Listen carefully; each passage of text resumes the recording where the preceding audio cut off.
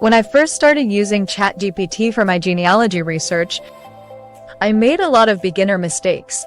Some of them were small, like using vague prompts, and others, well, they cost me time, accuracy, and even led me down the wrong ancestral trail. So in today's video, I want to walk you through the most common mistakes I made and show you exactly how to fix them so you can get the best results out of ChatGPT for your own family history work. Let's jump in. Mistake 1. Using vague prompts. When I first started using ChatGPT, my questions were way too vague. I typed things like, "Help me with my genealogy," or "Who were the parents of John Smith?" And unsurprisingly, ChatGPT couldn't give me a useful answer. Why? Because it doesn't have access to your personal tree or historical documents unless you give it that context. What works better? Let me show you a better prompt. I'm researching a man named John Smith, born around 1845 in Virginia. He appears in the 1880 census in Roanoke with a wife named Mary Ann, 3 children. Can you help me brainstorm possible records to check next? This gives ChatGPT enough context to suggest specific record sets, years, and locations. Mistake 2. Expecting ChatGPT to be a source.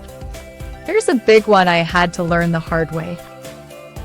ChatGPT is not a genealogy database. When I first started, I typed, "When did Margaret O'Leary from Cork, Ireland die?"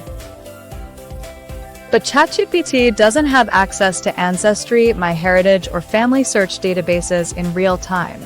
It can help you search, but it won't find people unless you give it the facts. Better approach. I have a Margaret O'Leary born about 1860 in Cork, Ireland. What types of Irish death records should I search to find her date of death? Now it's guiding your process, not guessing at facts. Mistake 3. Not providing enough context. Another mistake I made. I'd asked ChatGPT to summarize a family or find a connection, but I wouldn't provide the data. For example, how are James Taylor and George Taylor related? But I never told ChatGPT anything about them.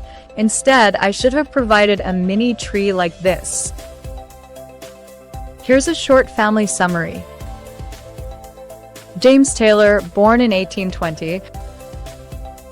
George Taylor, born in 1855. James had a son named Robert, born in 1848. Robert had a son named George, born in 1855. How are James and George related?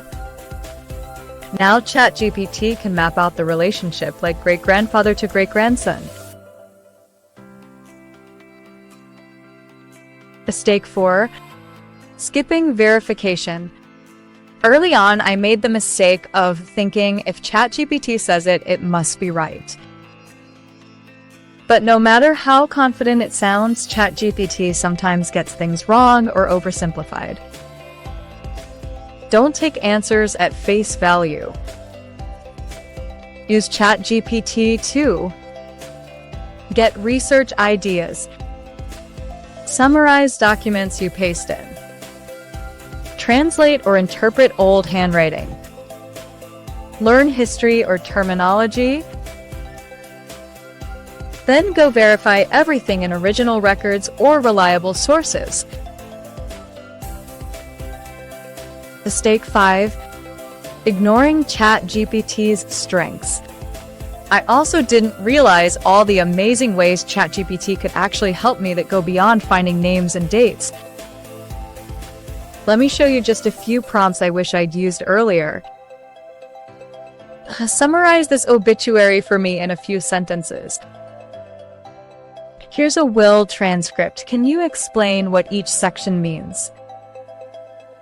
What was happening in Bavaria in the 1860s that might have caused emigration? Can you help me rewrite this ancestor story into a short narrative for my family history book?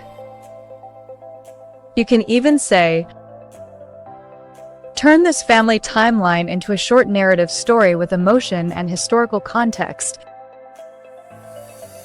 That's where ChatGPT really shines. Mistake 6.